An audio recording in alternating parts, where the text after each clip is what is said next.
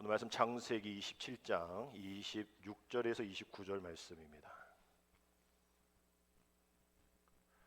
창세기 27장 26절에서 29절 말씀 함께 있습니다.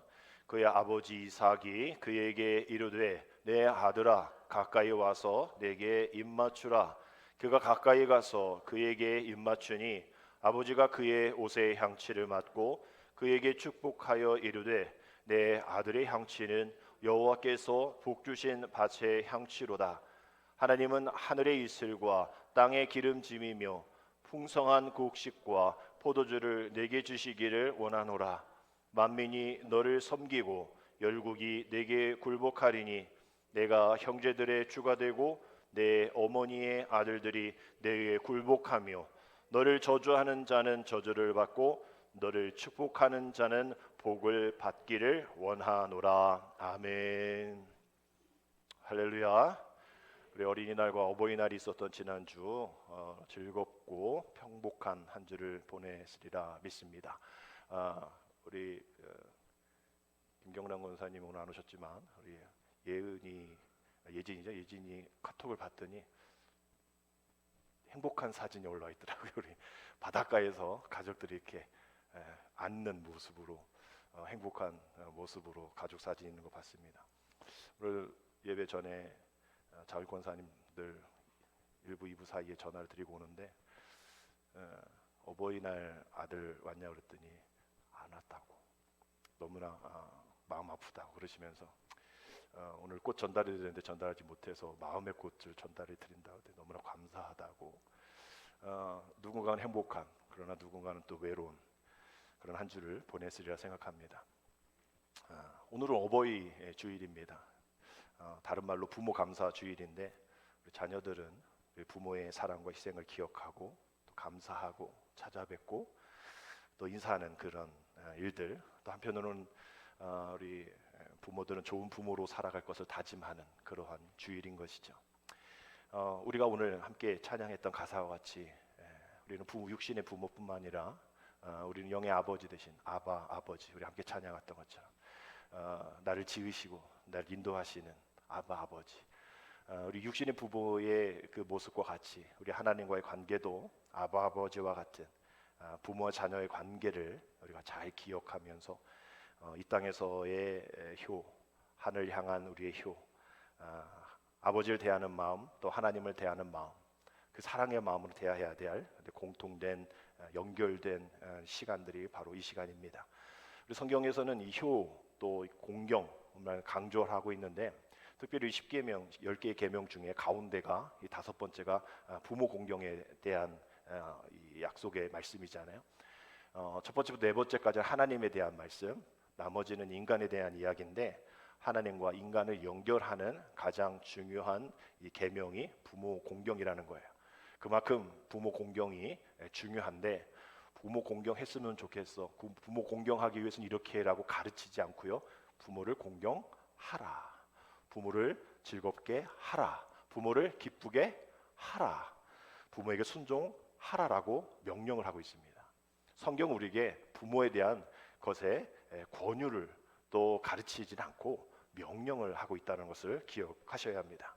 그래서 부모 공경이 이렇게 신앙 안에서 매우 중요한데 우리 시대를 살아가면서 부모 공경의 이 모습들, 진정성들이 좀 많이 약해지고 사라진 그런 시대를 살아가고 있다라고 볼 수가 있을 거예요. 그 전통적 가정의 가치관, 부모의 정체성들이 혼란을 일어나고 또 가족 공동체 유대 관계가 너무나 약해져서 가족 안에서는 너와 내가 아닌 우리에 대한 그런 부분들이 더 많아지고 정말 세상이 너무나 남남처럼 또 너무나 각박해져 있으니까 우리 가정만큼은 이 가족을 남남으로 여기지 말고 정말 너와 나, 우리라는 하나의 그런 공동체로 연결되기를 원하는데 이런 영역들이 가족 안에서부터 좀 무너지고 있는 거죠. 세상은 이미 남남이지만 가정 안에서도 그런 남남, 피로 맺어진 가족이 남남이 되어지는 이런 가족 붕괴 현상이 일어나므로 세상에서의 그 남남이 그런 가치관들이 이 가정 안에서도 그 가치관이 점점 커지는 거예요. 그래서 이 가족과의 관계가 많은 어려움 가운데 있는 기사를 보게 됩니다. 결국 이런 결과가 나오게 되어지는 것이 생명의 대리자잖아요. 우리 부모는 우리 자녀에게 생명을 전달해 준 생명의 대리자이기에 성경에서도 강력하게 부모 공경에 대한 명령을 하고 있음에 우리가 그것을 잘 따르지 않았고 그것에 잘 감사하지 않았던 필요에 의해서 이익의 관계에 의해서 살아왔던 우리들의 모습이 이러한 결과로 나타나는 것이 아닌가 생각을 하게 됩니다. 우리가 이 필요의 관계로 살아가선 안 되죠. 부모와 자식이 세상에서 그럴 수 있죠. 이득의 관계이니까 사업을 하려면 이득이 나야죠. 손해 볼 수 있는 자선단체가 아니니까요. 왜 어떤 거래처라든지 어떤 사람이라든지 이익 관계를 만날 수밖에 없는 우리 환경일 겁니다. 그럼 우리 가정 안에서 그런 이익 관계로 보면 안 되어지는 것이죠. 근데 오늘 우리가 이 사개 가정을 한번 살펴볼 텐데 그러지 말아야 될 모습들이 드러납니다. 말씀드린 것처럼 가정 안에 부모와 자식 관계, 이익의 관계로 보여지는 모습들이 드러나기 때문이죠. 그럼 왜 그런 모습들이 그때나 지금이나 이런 모습으로 일어나고 있고 그럼 우리는 어떻게 살아가야 될 것인가? 오늘 어버이 주일을 통하여서 함께 그 문제를 함께 살펴보기를 원합니다. 오늘 27장의 본문의 말씀인데 오늘 1절은 이렇게 고백하고 있어요. 이삭의 가정의 아버지에 대한 이야기를 할 때 이삭이 나이가 많아 눈이 어두워 잘 보지 못하더니 맏아들 에서를 불러 이르되 내 아들아 하매 그가 이르되 내가 여기 있나이다 하니라는 말로 27장이 시작이 됩니다. 그저 이삭이 나이가 많아서 눈이 안 보이면 당연하죠. 나이가 많으면 눈이 침침해지고 잘 안 들리고 걷기가 힘들고 아니 성경이 굳이 육체의 연약함에 대한 이야기를 하려고 그렇게 기술하지는 않아요. 그 가정에 이야기하고 싶은 시작을 눈이 어두워 잘 보지 못하더니로 시작이 하는 겁니다. 한 가정이 눈이 어두워 잘 보지 못하대요. 그럼 안경을 씌워야 됩니까? 라식 수술해야 됩니까? 그 얘기가 아니잖아요. 세월이 흘러서 눈이 침침해지는 것, 사물을 잘 간수 못하는 건 당연한데 그것이 당연하지만 지금 이 편이 육체의 눈이 어두워졌다라는 얘기를 하는 것이 아니라 지금 그 가정이 영적인 안목이 그 가정 안에 있는 최고의 가장이 그 영적인 안목이 어두워졌어 라고 시작을 하는 거예요. 이삭이 하나님의 뜻에 의해서 살아온 사람이잖아요. 늘 순종했고 늘 하나님의 뜻을 묻고 이렇게 살아왔는데 자신의 임종이 가까워지니 그 모든 모습들이 하나님 앞에 또 하나님께 또 하나님에 의해서 이루어지는 것보다 자신에 의해서 주도되어지는 일들이 많이 생기게 되어집니다. 그래서 하나님이 그러라 하지도 않으셨는데 또 함께 가족이 다 모여서 함께 그 축복을 베푸는 자리도 아닌데도 불구하고 맏아들 에서에게만 축복을 줄 테니 사냥해서 별미를 가지고 와라고 이야기를 합니다. 축복에 옵션이 껴있는 거죠. 그 축복을 할지 안 할지 하나님 앞에 묻지 않습니다. 이것이 앞서 말씀드린 눈이 어두워 잘 보지 못하더니에 다 함축되어져 있는 이야기인 것이죠. 아버지의 말은 들은 에서는 이제 때가 됐나 보다. 즉시 사냥을 하러 나갑니다. 근데 그 공교롭게도 그때 아내 리브가가 그 에서와 이삭의 대화를 듣죠. 그래서 음모를 꾸밉니다. 6절 7절이에요. 리브가가 그의 아들 야곱에게 말하이르되 내 아버지가 내 형 에서에게 말씀하시는 것을 내가 들으니 이르시기를 나를 위하여 사냥하여 가져다가 별미를 만들어 내가 먹게 하여 죽기 전에 여호와 앞에서 내게 축복하게 하라 하셨으니 라고 야곱에게 아버지와 에서가 이렇게 하고 있어 라고 이야기를 하는 거예요. 근데 우리가 자세히 잘 보면 야곱이 이게 들은 얘기, 그 리브가가 전한 얘기, 또 이삭이 에서에게 한 얘기가 달라요. 왜냐하면 이 4절 후반절에 분명히 그저 내가 죽기 전에 내 마음껏 축복하게 위해서 사냥 갖고 와라고 얘기를 했단 말이에요. 하나님 얘기는 없어요. 근데 우리 마지막 절에 보니까 여호와 앞에서 내게 축복하게 하라. 이 엄마가 아들에게 이렇게 축복에 대한 얘기를 하려고 하니 거부할 수 있으니 야 이거 하나님 앞에서 이루어지는 축복이야. 하나님과 관계된 일이야 라고 그 정당성을 야곱에게 전달을 한 겁니다. 아닌데도, 그렇게 되어지지 않았음에도 불구하고 말이죠. 야곱이 들으니까 이거 좀 위험한 것 같아요. 그래서 엄마 리브에게, 아니 형은 털이 많잖아요. 내가 피부가 왜권한 사람인데 아버지가 이렇게 날 만져보면 어떡합니까? 이건 뭐 축복은커녕 저주받을 거예요 라고 약간 거부 의사를 밝히죠. 근데 지금 야곱은 누구의 말을 따라야 하는가의 선택의 기로에 서 있을 때 조금 아니다에 치우쳐 있는 거예요. 이러다가 잘못되면 큰일이, 저주가 좀 받게 되어지니까, 뭐 염소 새끼 2마리로 속이는 건 별로 문제가 되지 않는데, 이거는 아버지가 아직도 뭐 아예 못 보시는 것도 아니고, 이건 뭐 잘못되다가는 축복이 아닌 저주를 받게 될 것 같으니까 두려웠을 거예요. 그랬을 때 그런 상황 속에서 그러면 엄마가, 그래 그렇구나, 아유 너가 이런 어려운 선택을 하면 안 되지라고 그거를 자기가 얘기했으니까, 야곱이 하겠다는 것도 아니었잖아요. 그래야 되는데 어머니가 뭐라 얘기합니까? 13절에 보니까 어머니가 그에게 이르되, 내 아들아 너의 저주는 내게로 돌리리니 내 말만 따르고 가서 가져와 라고 어머니가 그 저주를 다 받겠다 얘기하는 거예요. 분명히 아버지는 맏아들 에서를, 또 엄마는 야곱을 편애하는 모습이 있죠. 뭐 저는 아들이 하나라서 이 부분을 잘 모르겠어요. 그러나 아들, 딸 있는 또 이 어머니, 아버지들은 분명히 편애에 대한 부분들을 가지고 있을 겁니다. 그게 문제인가요? 그건 문제라고 보기는 어렵죠. 문제는 뭐냐? 그 다음부터 이루어지는 겁니다.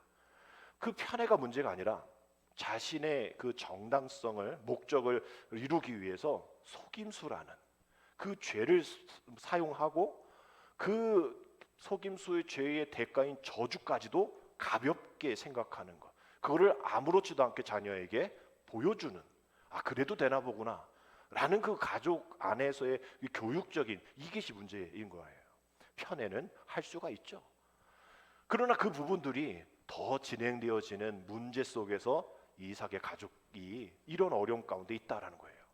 그래서 뇌과학자 정재성 박사가 얘기할 때, 우리가 뇌라는 것이 인지의 영역이 있는데, 나를 인지하는 영역이 있고 타인을 인지하는 영역이 있어서, 나에 관한 것들은 이렇게 둥글둥글하게 하고, 뭐 타인에 대해서는 좀 거부도 하고 또 거리를 두고 하는데, 이게 이 타인의 영역에 나랑 가까운 사람이 되어지면 그 타인의 영역도 내 영역이라 생각하는 그러한 뇌의 구조가 생긴다는 거예요. 그래서 뭐 문제 없을 때는 상관없지만, 내가 이렇게 A라는 걸 얘기했을 때 저 타인도 A라고 얘기를 해줘야 되는데 B를 얘기한단 말이에요. 그러면 그 사람 타인이니까 상관없잖아요. 근데 막 속에 막 화가 나는 거예요. 내가 A면 너도 A여야지. 아까 말한 자신과 타인의 영역이 점점점 타인의 영역을 나의 영역으로 생각을 하고 있는 것들이 늘어난다는 거예요. 그래서 결국은 통제가 되지 않아서 화를 내고 또 분을 내고 또 막 별거 아닌 것 가지고 문제를 일으키는 그러한 것들이 이런 영역이다라고 얘기하는 거예요.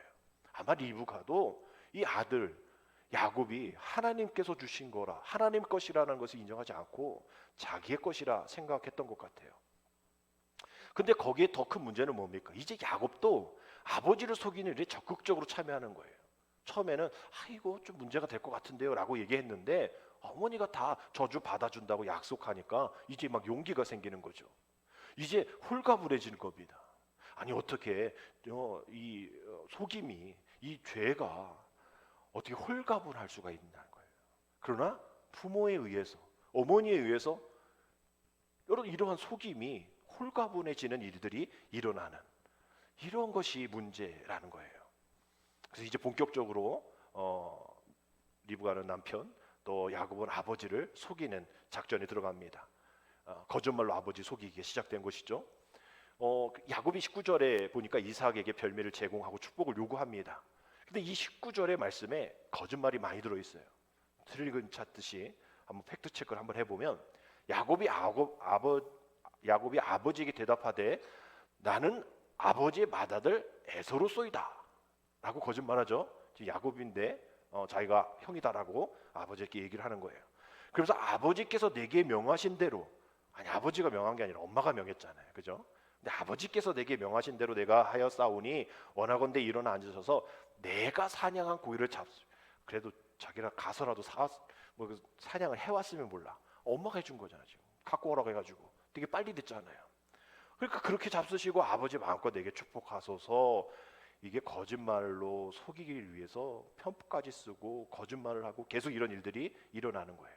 이삭이 보니까 너무나 빨리 음식이 왔단 말이에요. 그래서 의심스러우니까 이런 질문을 저런 질문을 하죠. 근데 야곱도 거기까지만 했으면 그래도 엄마가 뭐 하나님 앞에 축복받고 뭐 이래서 하나님 들먹거렸었던 것 그 야곱은 하지 않았죠. 근데 야곱도 엄마가 그러니까 동일하게 하나님 얘기를 또 꺼내요. 20절 보면 이삭이 그의 아들에게 이르되 내 아들아 네가 어떻게 이같이 속히 잡았느냐.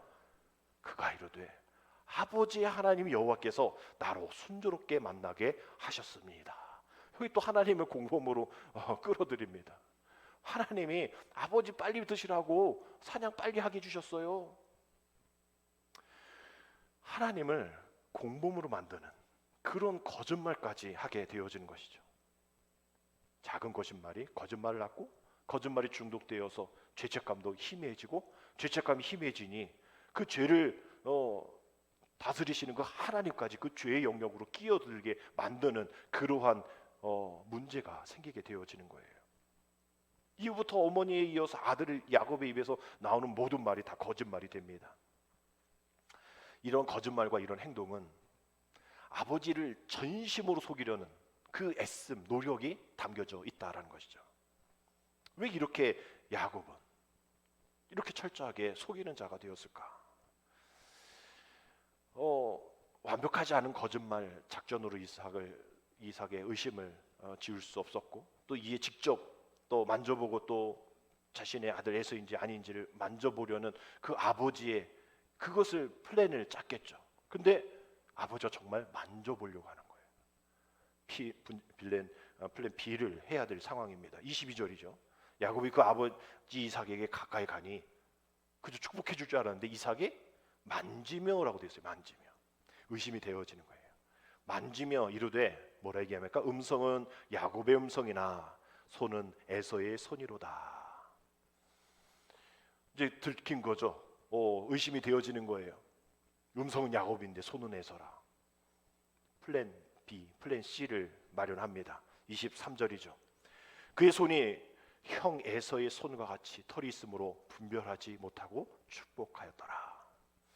다 그러한 플랜 가운데 결국은 이 아버지 이삭이 분별하지 못하고 축복하였다라고 되어 있어요. 우리 부모에겐 자녀의 축복권이 있죠.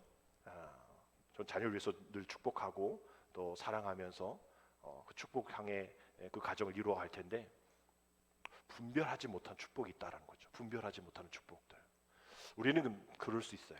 인간이기 때문에 잘 모를 수 있기 때문에 이 분별하지 못하는 축복은 그냥 축복을 행해서는 안 되는 일이고 하나님 앞에 더 기도하고 자기가 이렇게 하는 것이 맞는지를 물어봐야 하는 거죠.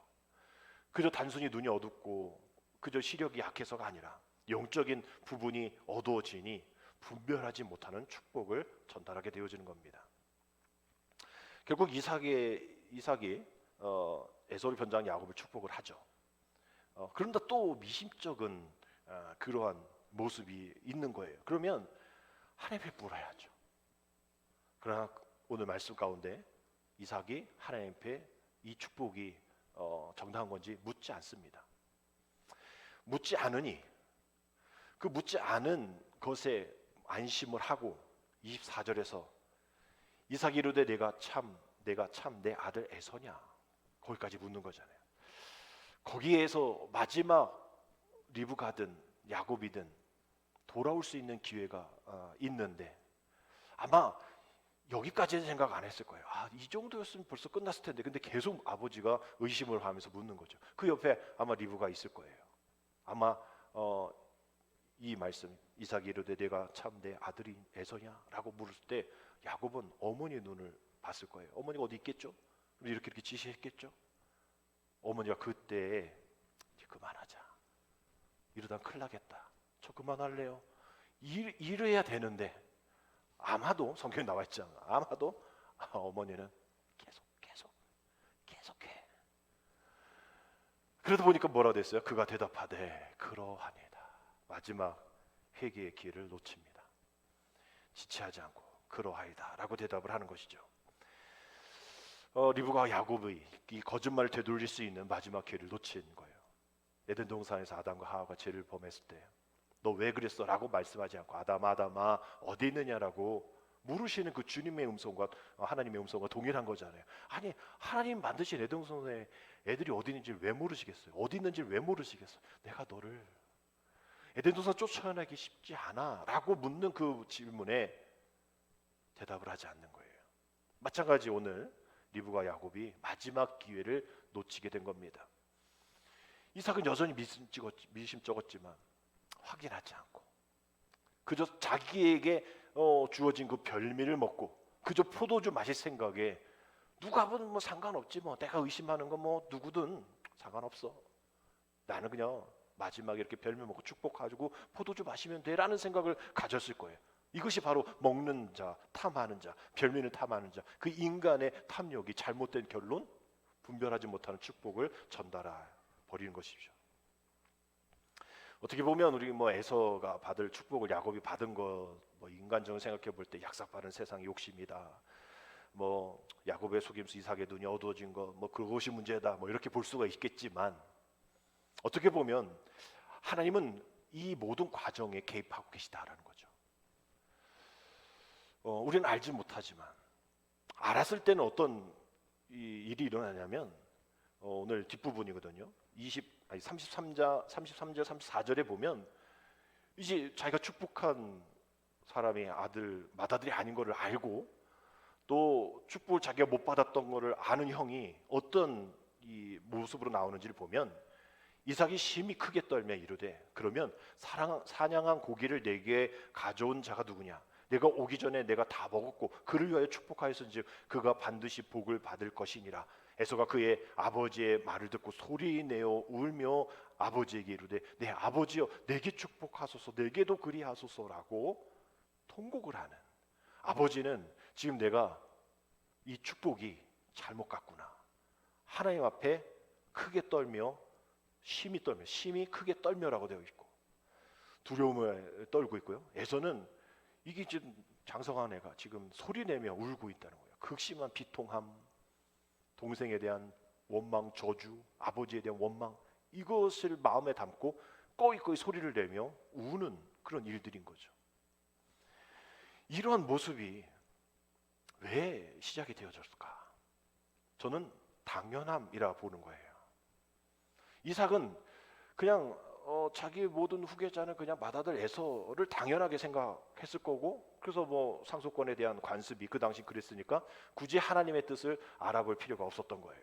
에서 역시 당연하게 자기가 모든 상속권자이니까 그것을 넘겨받을 테니 뭐 죽 한 그릇 별거 아니고 뭐 이방인 한 여인과 가정을 꾸렸잖아요. 그것도 뭐 개의치 않고 어차피 자식에게 돌아올 당연한 복인데 뭐 왜 그 규정에 생각할 필요가 있어? 라고 당연함을 여겼을 거예요. 그러나 하나님의 뜻에는 당연함이 없습니다. 당시 당연하지 않았던 야곱을 통해서 하나님은 그 일들을 이루어 가시는 것들을 이 가정을 통해서 보여주시는 거예요. 당연한 것이 나의 뜻이 아니야 라는 그런 이야기인 것이죠. 이삭이 심히 떨었던 이유 그 당연함에서 벗어남을 경험하니 그 경험 속에 보여주신 하나님의 개입이 있으니 두려워 떨게 되어진 것입니다. 에서가 아닌 야곱에게 복을 빌어준 이삭을 통해서 하나님이 당연하지 않은 그런 어떤 일들을 이뤄내 가실까? 내가 과연 그 하나님의 뜻을 제대로 알고 있는 것인가? 라는 그런 두려움, 그런 심히 떨미 있었던 것이죠. 눈이 어두워져서 보지 못할 때 올바로 볼 수 있는 영적인 눈이 더 밝아져야 한다라는 겁니다. 법을 대표하는 상징물을 이렇게 이야기하면 서양에서는 이런 정의의 여신상을 이야기합니다. 이 정의의 여신상을 오른손에 저울이 있죠. 그리고 왼손에 칼을 들고 있습니다. 잘 보이지 않지만 이 바닥 발 밑에는 뭐 뱀도 있고 막 그래요. 근데 특이한 것은 이게 눈을 가리고 있단 말이에요. 그래서 정확하게 또 단호하게 그러나 내가 보이는 대로 판단하지 않겠다라는 것을 형상화한 그런 정의의 여신상이죠. 우리나라에도 있습니다. 대법원 앞에 있는데 우리나라는 조금 달라요. 약간 뭐 세종대왕 같은 느낌이 있죠. 앉아 있습니다. 좀 불편하신 것 같아요. 앉아 있는데 들고 있는 건 똑같아요. 여기는 저울은 똑같은데 왼손에는 칼이 아니라 법전을 들고 있죠. 근데 더 확연하게 다른 것은 이분은 눈을 뜨고 계세요. 서양엔 눈을 감고 있고 동양 우리는 눈을 뜨고 있습니다. 뭐 어떤 의미 해석 다 다르겠죠.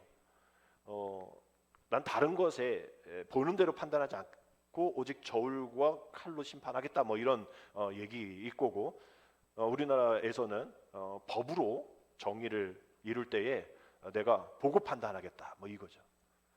뭐 이렇게 또 소송하는 사람들 힘들고 어렵다라고 얘기하는 사람들 얘기를 들어보면 뭐 판사나 뭐 검사들이 되게 많은 누적되어 있는 그런 일들이 너무 많아서 대충 본대요. 그냥 대충 보고 원래 이래 이러면서 그냥 다 제낀다는 거죠. 한 번만 제발 한 번만 이 CCTV 한 번만 이 블랙박스 좀 봐주세요. 볼 시간이 없어요. 원래 그래요. 뭐 이러면서 잘 안 봐준다는. 근데 뭐 이런 거는 내가 잘 보겠다 뭐 이런 의미일 수 있겠죠. 그러나 제대로 봐야겠다라는 것에 또 눈을 가릴 수도 있는 거고요. 뭐 선입견일 수도 있고 뭐 잘못된 또 왜곡된 그런 영상들이 있을 수 있으니까 뭐 어느 쪽이든지 이렇게 서로 다르지만 이런 정의를 이야기할 때 눈에 보임과 보이지 않음을 이야기를 합니다. 마찬가지로 우리의 삶 속에서도 눈에 보이는 선입견, 편견, 뭐 소외, 갈등 모든 것들이 잘못 판단할 수가 있는 때가 있다라는 것이죠. 눈에 보이는 것으로만 판단하다 보면 상대방의 행동에 대해서 정죄를 하게 되어지고 잘못된 선입견의 틀에 갇히게 되어집니다. 우리 자녀들을 향해서도 마찬가지인 거라 생각해요. 어느 때는 우리가 눈을 감아야겠고 어느 때는 눈을 떠야 하겠다라는 생각을 하게 됩니다. 하나님께서 우리 자녀를 통해서 어떠한 계획을 갖고 계신지 우리는 잘 못 보지만 하나님 보고 계시다는 거죠. 이삭의 가정 가운데 그러한 요압지졸과 같은 이런 모습 속에서도 하나님께서 야곱을 하나님 이스라엘의 큰 리더 지도자로 이어가시기 위해서, 에서가 아닌 야곱을 위해서, 그 일들을 위해서 계획하신 그 계획 안 보이잖아요. 그것이 단지 인간의 어떤 욕심으로만 생각하잖아요. 그러나 전체적인 큰 그림 속에서는 하나님께서 하실 그 계획들 가운데에 우리의 삶이 놓여져 있는 겁니다. 오늘 본문에서 우리가 놓치지 말아야 될 소중한 교훈이 바로 그런 것이죠. 우리가 보이는 그 가정, 또 내가 오해하는 그 상황 속에서 우리가 보이지 않는 너머에 존재하시는 당연하지 않으신 계획 가운데 있으신 하나님의 계획, 하나님의 시선, 이것을 우리 가족 안에, 우리 교회 안에, 사회 안에 제대로 바라보고, 더욱더 중요한 것은 그것을 위해서 하나님께 묻는 우리의 작업이 필요하다라는 것이죠. 만약 이삭이 하나님 앞에 물었다면 하나님 가만히 계셨을까요? 나의 뜻은 이것이다 라고 이야기했겠죠. 그러나 만약에 이 이삭이 눈이 제대로 되어지고 건강했다면 야곱을 모든 그런 당시의 담론, 관습 이런 거를 다 제껴놓고 야곱을 장자로 올려놓을 수 있었을까요? 그럴 수도 없었을 것 같아요. 그러니 하나님은 이러이러한 방법을 가지고 야곱을 그 은혜 가운데, 역사하신 계획 가운데 올려놓으신 겁니다. 비록 속이는 사람이라 할지라도 말이죠. 이름에도 불구하고 야곱에게 축복이 임하죠. 그 축복이 임하는 과정이 오늘 우리가 읽은 본문의 말씀입니다. 오늘 우리가 읽은 본문의 말씀에 27절이 아주 중요한 말씀이에요. 27절 함께 읽겠습니다. 그가 가까이 가서 그에게 입맞추니 아버지가 그의 옷의 향취를 맡고 그에게 축복하여 이르되 내 아들의 향취는 여호와께서 복 주신 밭의 향취로다 라고 나와 있어요. 세번역 버전으로 보면요, 야곱이 가까이 가서 그에게 입을 맞추었다. 이삭이 야곱의 옷에서 나는 냄새를 맡고서 그에게 복을 빌어 주었다. 나의 아들에게서 나는 냄새는 주님께 복받은 밭의 냄새로구나 라고 번역이 되어 있어요. 왜 이 야곱의 몸에서 풍겨지는 향취를 이제서야 이삭은 느꼈을까? 앞서 말씀드린 것처럼 당연히 나의 상족 이 가문을 이끌어 갈 사람은 에서야 라고 생각을 했고 늘 에서와 함께 했었겠죠. 편애에 대한 부분일 겁니다. 근데 왜 지금 이런 향기를 맡았을까? 나와 있잖아요. 그가 가까이 가서 그에게 입맞추니 아버지가 그의 옷의 향취를 맡게 되었다라고 얘기하는 거예요. 가까이 가지 않았으니까 야곱에게서 나는 향을 알아차리지 못했던 거죠. 그럴 만큼 가까이 다가간 적이 없었다라는 겁니다. 비로소 야곱에게 가까이 가니까, 입을 맞추니까 그 향이 느껴지는 겁니다. 그래서 오늘 제목의 말씀도 주께 복되신 그 밭의 향취, 그 밭의 향취를 가지고 있는 우리 자녀, 또 그것을 잘 만들어지게 할 책임 있는 우리 부모에 대한 이야기인 것이죠. 오늘 여러분 집에 가셔서 하나님께서 복 주신 우리 자녀의 향기를 한번 맡아보십시오. 어떤 우리의 어떤 이 향수에 대한 그 향기를 말하는 게 아니죠. 말하는 것, 또 행하는 것, 생각하는 것, 그 모든 것이 우리 자녀의 향기일 겁니다. 그 향기가 얼마나 아름답고 소중한지를 한번 느껴보자는 것이죠. 그 향기가 날 수 있도록 우리는 어떻게 해야 될 것인가도 한번 결단해 보자라는 거예요. 그냥 그들이 그렇게 되어질 수 있는 것 아니잖아요. 예수님께서 십자가에 돌아가시기 전에 그 마리아의 옥합을 깨트린 그 향유로 그 여인의 머리카락, 예수님의 발, 그 모든 사람들 안에 있는 모든 것이 향기로 가득되었던 것처럼 부모가 먼저 그 복되게 주신 밭의 향취를 가지고 있어야 우리 자녀들도 주의 복되신, 복 주신 주의 복의 밭의 향취를 가질 수 있게 된다라는 겁니다. 야곱을 통해서 풍기는 여호와께서 주신 밭의 향취, 그 축복의 말씀이 이제 두 가지가 나오는데요. 28절, 29절입니다. 첫 번째 거는 현재에 관한 것, 다른 것은 미래에 관한 축복입니다. 28절, 29절 한번 보면 하나님은 하늘의 이슬과 땅의 기름짐이며 풍성한 곡식과 포도주를 내게 주시기를 원한다라는 첫 번째 복과 두 번째 복은 29절이죠. 만민이 너를 섬기고 열국이 내게 굴복하리니 내가 형제들의 주가 되고 내 어머니의 아들들이 내게 굴복하며 너를 저주하는 자는 저주를 받고 너를 축복하는 자는 복을 받기를 원하노라 라는 두 가지 축복을 야곱에게 이삭이 전달을 합니다. 어찌 보면 결과적으로 이삭이 리브가 야곱에게 이제 속은 거죠. 근데 역설적으로 보면 그 속은 상태에서 축복했기 때문에 오히려 그것이 올바른 판단이 된 겁니다. 결국 우리는 이런 생각을 해보게 되어지는 거예요. 내가 하는 모든 행동들이, 또 내가 하는 모든 시간과 내가 모두 하는 계획들, 모든 것들이 완벽하지는 않구나. 그러나 그 완벽하지 않은 가운데에서도 주님의 이 완벽함이 드러나는구나. 하나님 은혜 안에 있다면, 하나님이 개입하신다면, 비록 내가 눈이 어둡고 분별하지 못한다 할지라도 실망할 필요가 없구나. 왜? 하나님께서 내 모든 과정, 내 모든 가정, 직장, 교회를 완벽하게 채워주시고 만져주시고 계시기 때문이다라는 것이죠. 우리 최승 집사님이 우리 여기 주차장에 페인트 칠을 해주셨단 말이에요. 그냥 페인트 칠만 부탁드렸는데 거기다 이제 그림을 그려주셨단 말이에요. 그림 있죠? 거기 보면 요즘 재미난 게 우리 여기 카페 앞을 지나가는 사람들이 주차장에 늘 멈춥니다. 멈춰서 그걸 봐요. 아마 내가 이 정도는 해석하겠지 막 이런 것 같아요. God's timing is always perfect 이거인데 못 읽는 분도 계신가 봐요. 어르신들이 두 분이 오셔서 저 뭔 글자야? 거기다 밑에 한글로 써줘야 되는지 모르겠지만 하나님의 타이밍은 완벽하다라는 거죠.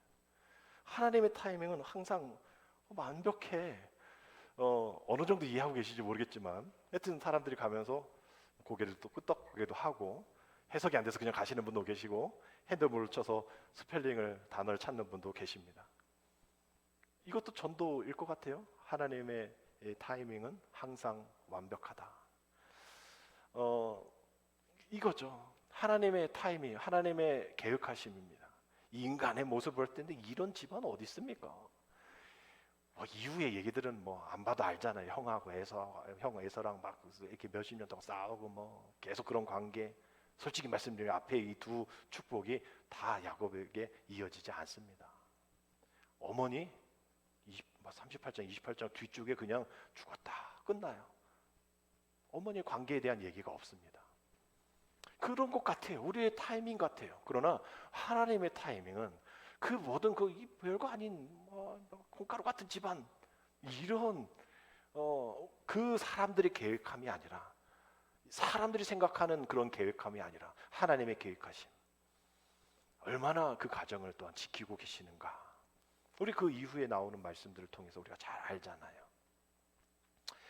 따라서 우리는 이 분별력 없는 이삭의 가문, 이삭, 그 리브가 엄마 그럼 어떻게, 야곱 애는 왜 이렇게 엄마 맘만 들어서 그래, 우리가 얘네들 비난할 필요가 없어요. 우리도, 우리 가정도 다 이삭과 같은 가정, 우리의 가장인 아버지, 우리도 다 분별력 없는 가장이죠. 그리고 우리도 이삭 리브가처럼 자식을 편애하기도 하고, 리브가처럼 자식 제대로 잘 이끌지 못하고, 그거에 치맛바람에 속해 있는 야곱 제대로 거부도 못하고, 어머니의 그런 말에 그냥 순응하면서 어머니와 똑같이 하나님을 공범으로 끼려지는 일에 그렇게 해왔단 말이에요. 우리가 그런 사람 아니냐는 거예요. 우리도 영적인 안목이 너무 어두워져서 전에 들었던 말씀 잊어버리고, 하나님 앞에 더 기도하고 하나님 앞에 더 나아가서 나의 계획을 주님 앞에 컨펌 받아야죠. 하나님 이렇게 해도 됩니까? 하나님 분명 말씀해 주시잖아요.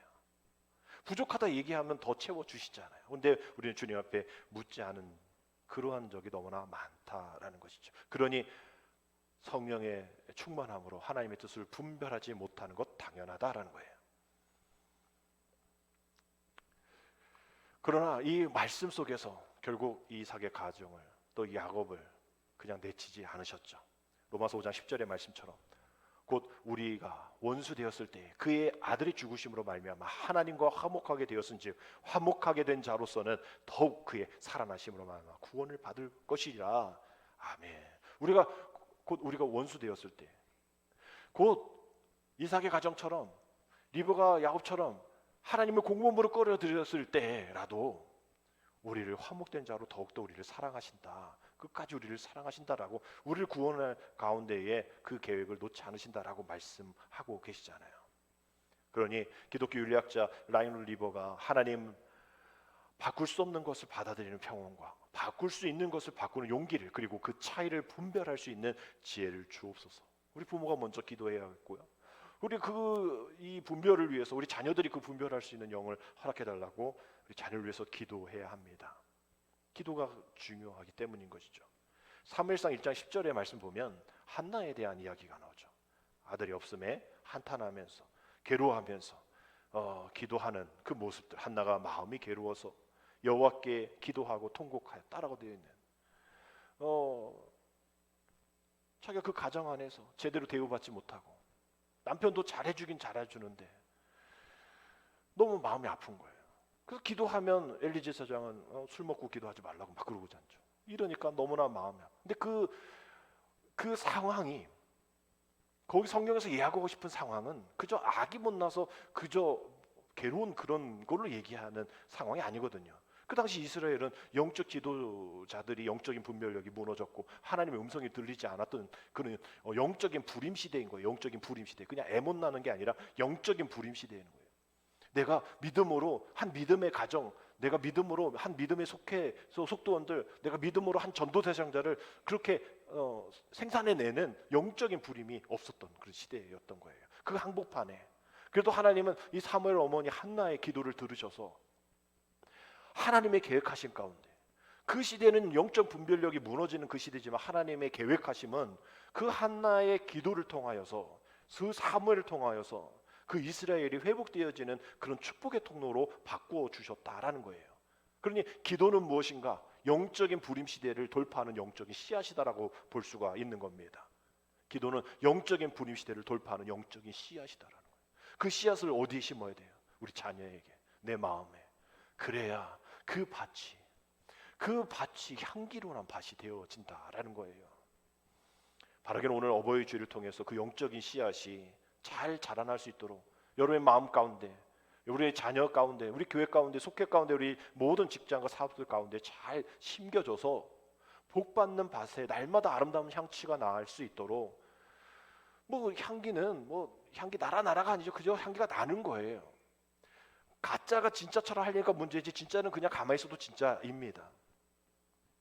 결국 그렇게 아름다운 향취가 날 수 있는 우리가 자녀가 되어질 수 있도록 어머니 리브가처럼 뭘 하지 않아도 하나님은 그러한 어려운 상황 속에서도 아름다운 향취가 날 수 있도록 우리의 자녀들을, 우리 가정을 그 향기 가운데에 함께 모든 어려움들을 끌어안고 하나님의 계획하심을 인정하며 나아가면 그 하나님의 은혜가, 그 하나님의 향기가, 그 그리스도의 향기가 우리 하나님의 은혜 가운데에 다시 흘러내볼 수 있는 그런 풍성함으로, 충만함으로 더해 주실 우리 가정, 우리의 자녀 되어질 줄 믿습니다. 우리 어버이 주일을 통하여 우리가 자녀에게 뭐 더 많은 선물, 더 금전적인 제공해 준 것 없다 할지라도 우리 자녀들에게 나는 너에게 이런 거 줄 수 있어, 난 너에게 이러한 것을 보여줄 수 있어, 하나님 우리에게 이런 거 주시는 분이야, 우리가 그 어떤 것도 주에서보다 더 귀한 것 없네라는 찬양처럼 우리 주님을 알려주고 주님과 함께하며 그 주님으로 인해서 기뻐하는 그 모습을 보고 우리 자녀들이